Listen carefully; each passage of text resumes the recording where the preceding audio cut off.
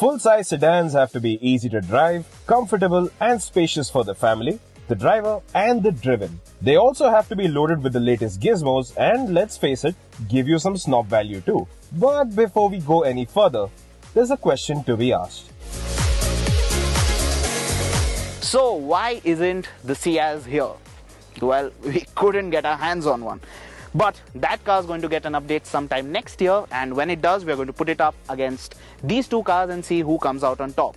For now, let's focus on the cars at hand, the 2017 Honda City and the all-new Hyundai Verna.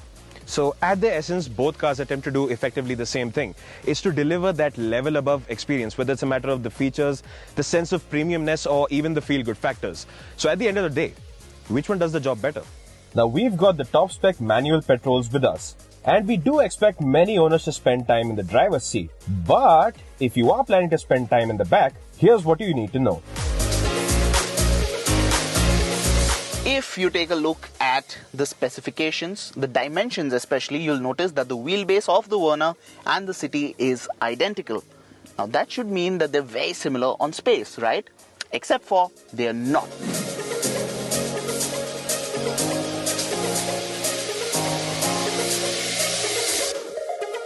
This seat is pushed all the way back, and as you can see, I've got no room at all.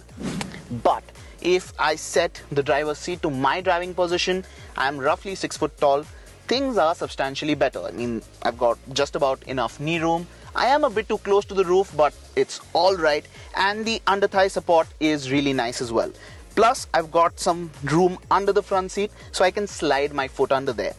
But what it misses is that sense of space that I expect from a sedan in this category. Sense of space, well, I've got that in spades. In fact, it's backed up by actual cabin space. So, with the driver's seat set to my driving position, just by the way, I'm 6.5 feet tall, so my driving position is also known as all the way back. And even so, my knees are only just touching the front seat. I'm not uncomfortable. I can do a long distance drive in this seat right here, sitting behind my own driving position. And if you are chauffeur driven, all you have to do is push the front passenger seat all the way ahead, and the space goes from great to palatial. Apart from that, you've got nice touches like the carved out section over here, so you've got more headroom on the side. And the seat, it feels more comfortable and more supportive than it does in the Verna. So I've got great under thigh support, good back support too, and yes, I can tuck in my feet underneath the front seat. In fact, I drove the Corolla Altis a few weeks back, and the Honda City does feel quite similar on the inside. It feels like you're sitting in a car from a segment above. It's not just the cabin space. The boot space comes in a surplus too, 510 liters compared to the Verna's 480. And much like the space inside the City, you won't be left wanting for more on the features front either. Both cars get segment staples including rear AC vents, front and rear armrest, automatic climate control and leatherette upholstery. Yes, before you ask, both cars get a sunroof as well. So what does the Honda City get over the Hyundai Verna? Well, honestly, not too much. For starters, you've got telescopic steering adjustment. The sound system itself, the quality is a lot better. It's more punchy too. And apart from that, you've got the HDMI and Wi-Fi connectivity from the infotainment system. But the touchscreen itself, it's got issues with lag. It's not that fluid to use. And just for an example, if you're streaming music via Bluetooth and you use the steering mounted control to skip a track, there's a lag of almost 3 seconds. And apart from that, the screen itself, it just looks aftermarket. In comparison, this screen looks like it belongs here. Not to mention it gets Android Auto and Apple CarPlay, where the Honda City just gets mirroring. Plus, the reverse camera, it's got the basics of clarity right. Plus, the guidelines, they turn as you move the steering wheel, which is a thoughtful touch. But what makes the Verna deliver that level next experience we're talking about are those two features it has borrowed from the Elantra, the cool seats and the hands-free boot release that opens the boot within 3 seconds. What's also borrowed from the Elantra is the design. The Verna does look like it's mini-me. Hyundai's signature elements such as the large projector headlamps, the cascading effect on the grille and the sleek wraparound tail lamps are all in place. The interior layout and design is familiarly functional, but it's far from being funky. So, in a bid to make it more somber, the Verna has lost a bit of excitement. There's no zing here, but there aren't any unpleasant surprises either. If it's flash value you want, that's where the City delivers. Despite being the older car here, the dash looks more futuristic. Honda has been playful with the different colors, textures and materials used. And while there's a lot happening, that does ensure a cabin which doesn't bore you. There are neat little touches like the fancy, albeit tricky to use touchscreen AC controls and the stitched portion on the dash that look and feel wow. In terms of styling, it's not just the Verna that takes inspiration from Big Brother. From the front, the City looks a lot like a downsized Honda Accord, courtesy the all-LED headlamps and the Flying H grille. The profile and the rear haven't been changed much, which means that the City's design looks like it will stand the test of time.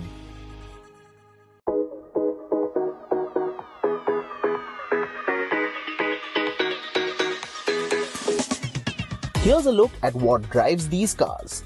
On paper, the Verna gets a bigger motor, more power and more torque.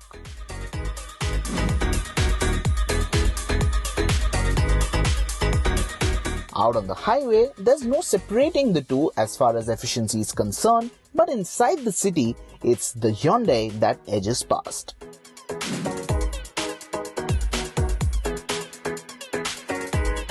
The better fuel efficiency inside the city is down to this, the 6-speed manual transmission. When you are in moving traffic, say on your daily commute, you'll find that you're in one gear higher in the Verna than you are in the Honda. The Verna's engine also feels more eager to pick up the pace from lower revs. In fact, even at speeds of about 30 kilometers an hour, you can shift to 6th. Yes, 6th. And put your foot down and the car just pulls. The engine shows no sign of strain, and that is a mark of a really well-tuned engine and gearbox combination. Now make no mistake, the Honda City is still a great and easy car to drive in urban conditions. After all, it is called the Honda City, so it has to do this job right. So the clutch is light, the steering is light, the controls are easy to manage, and there's no real adaptation or adjustment process to understand how the drive works.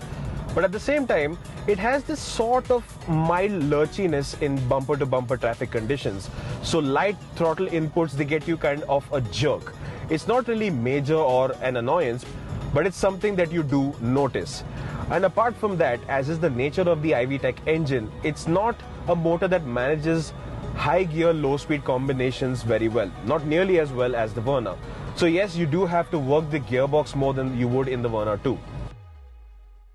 Both are at equal ease on the highway and can hold triple-digit speeds all day long. But the experience is slightly more relaxed in the Verna, and that's because of two things. Point number one, the ride quality. On the old Verna, it would get bouncy, it would get nervous, it would get jittery on the highway at 100 kilometers an hour or thereabout. But this one rides flat. That means you can do those longer journeys with the family without anyone feeling uneasy. Point number two, refinement. Now, like we said in our first drive video, it's really hard to tell if this 1.6 liter engine is actually running or not. It's super silent at idle, you don't get a lot of vibrations, and even when you pick up the pace, it's nice and quiet. What adds to the experience is the cabin insulation. Except for that little tire noise that filters through inside the cabin, and it can get a bit annoying, the Verna manages to cut off all the other ambient noises pretty well. And that's the intriguing bit over here, because the Honda City is supposed to be the pinnacle of refinement. It's been one of its major selling points ever since it was introduced. And yes, in isolation, there's no denying that the City is still a refined package. But in comparison to the Verna, the game's just been taken ahead. But on the flip side, and bear with me on this, when you choose to ring it, have some fun with it and push it, because it's not perfectly insulated from the entire experience, it does have a certain amount of drama to it. That is what you don't get in the Verna. But while the drama does allow for some driving excitement, it's not a factor that comes into play every day. What does matter every day is the ride quality, and that's where the City could do better. It is on the stiffer side and doesn't iron out the rough stuff the way the Verna does. Out on the highway though, that stiffness does help keep the car stable at high speeds, and it's quite flat through corners too. The Verna isn't much different through the twisties. It is poised and the steering, unlike Hyundais of the past, feels involving enough. On the safety front, both cars get ABS and dual airbags as standard. However, the Verna one-ups the City by offering 6 airbags compared to just 2. The City does get side and curtain airbags in the top spec ZX grade, which unfortunately the petrol manual variant isn't available in.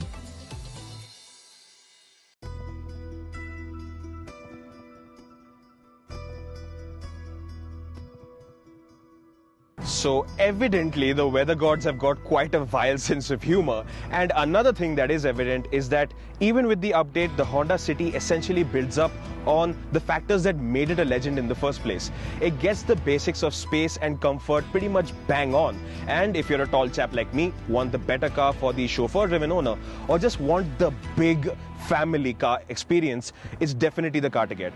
But if you can sacrifice a bit on space, the Verna is the one to pick because it is clearly the more mature car of the two. It's easier to drive, it rides better, it isn't as floaty on the highway as it used to be, it's got more features, and to top it all off, it's more affordable. Yes, and you can argue that it is a bit bland, doesn't really have that zing to it, doesn't tug at your heartstrings the way the City does. But that doesn't take away in any part from the fact that it is so well engineered, so well packaged, and it just is, to put it simply, a properly competent car.